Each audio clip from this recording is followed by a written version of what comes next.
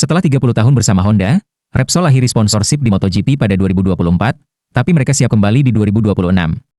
Kolaborasi legendaris ini raih 15 gelar juara, 183 kemenangan, dan 455 podium sejak 1995. Tahun ini, Honda beralih ke Castrol, sementara Repsol jadi pemasok pelumas tunggal untuk Moto2 dan Moto3, gantikan Liqui Moly yang mundur lebih cepat dari kontraknya.